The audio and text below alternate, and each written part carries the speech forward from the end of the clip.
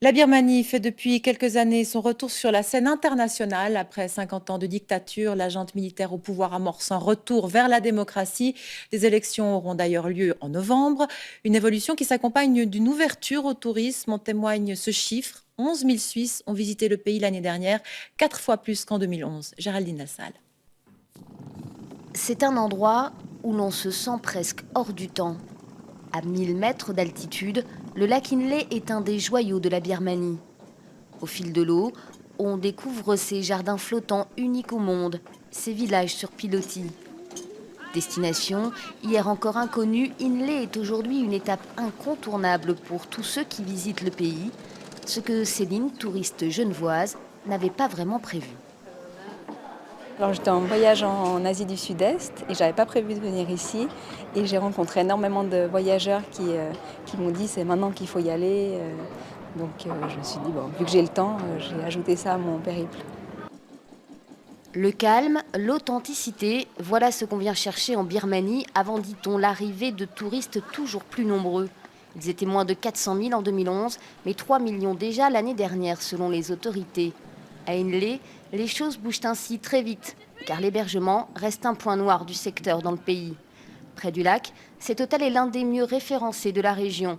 Comptez tout de même 200 francs la nuit en haute saison, son taux d'occupation fait pourtant rêver. 95% sur presque toute la saison, c'est-à-dire depuis octobre jusqu'à mars. Parce que c'est une destination maintenant qui s'ouvre en Asie. Je veux dire, tous les gens qui font du tourisme sur le marché asiatique ne peuvent pas louper la Birmanie. Les 3 années qui se sont écoulées depuis l'ouverture du pays n'ont pas suffi à augmenter la capacité hôtelière. Résultat, les prix ont flambé. C'est ce que nous confirme cette agence francophone basée à Rangoon qui crée des voyages sur mesure pour ses clients. Ça s'est bien passé ? Super, super. Ici, on réserve toujours dans des 4 étoiles.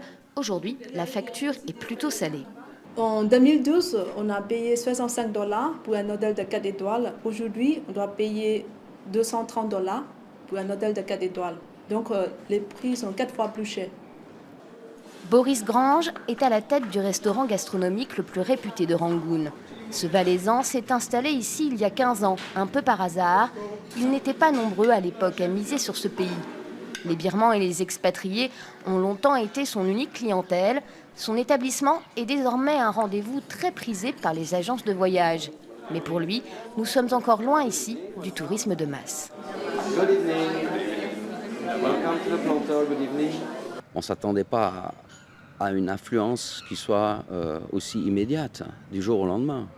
Maintenant, ce n'est pas non plus la Thaïlande ou le Cambodge. Il y a toujours assez peu de touristes en Birmanie. Ça reste un pays très agréable à visiter. Mais le potentiel est bel et bien là. Un potentiel que les autorités birmanes n'ignorent d'ailleurs pas. Elles prévoient d'accueillir entre 7 et 10 millions de visiteurs en 2020.